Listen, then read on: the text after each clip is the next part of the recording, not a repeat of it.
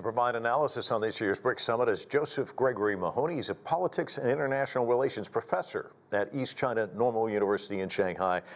You heard Joel Richards talking about global governance, Gaza, climate change, some of the issues that were discussed. What are your takeaways?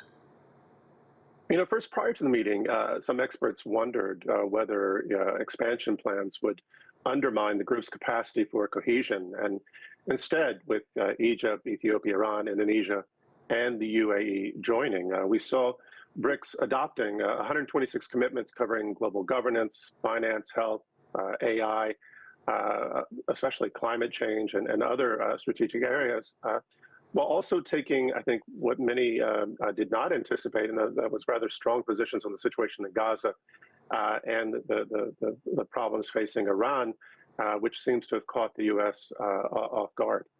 You know, it's always interesting to look at the group as a collective and what comes out of a session like this. Of course, the bilaterals also quite fascinating. President Lula talking about his meeting with Chinese Premier Li Qiang. They talked about progress on their strategic partnerships and implementation of projects that range anywhere from AI to semiconductors to renewable energy. They also signed new cooperation agreements.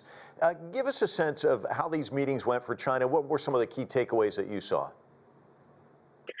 Well, to be honest with you, I think we always have to look at this in a much larger geostrategic context. I think the recent conflict that we saw in Iran was something that was substantially stopped by China playing a mature role, helping to, and we've even seen Israel reaching out to China in recent days, more so than the U.S., to try to press Iran to not develop a bomb.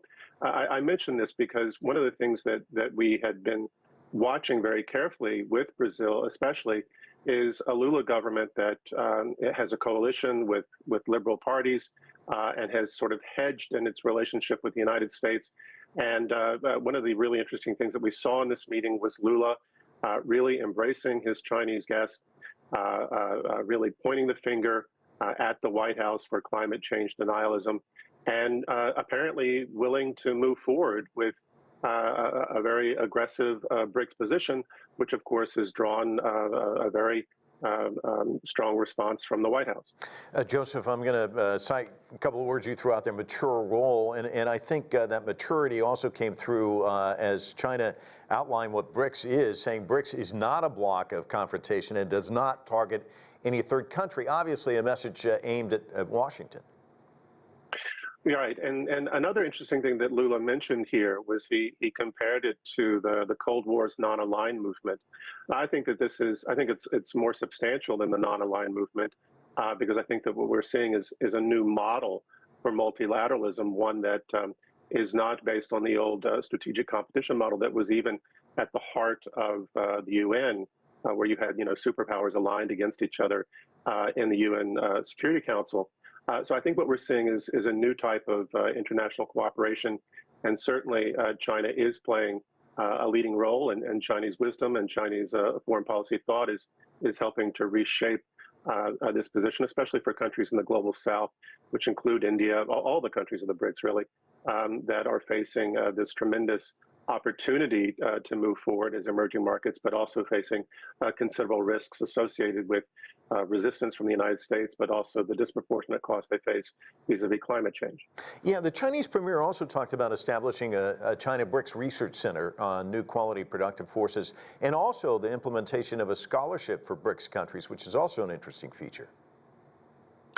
Right. Now, of course, I work in the university here, and we see a lot of students coming in. We already have a number of scholarship programs that are especially welcoming to BRICS countries, students from BRICS countries.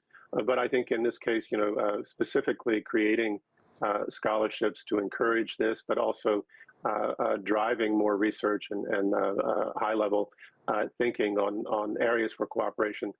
This is something that would bring, more expertise to these development projects. Yeah, people-to-people exchange is so critical. Joseph, always great to talk to you. Thank you so much for your insights.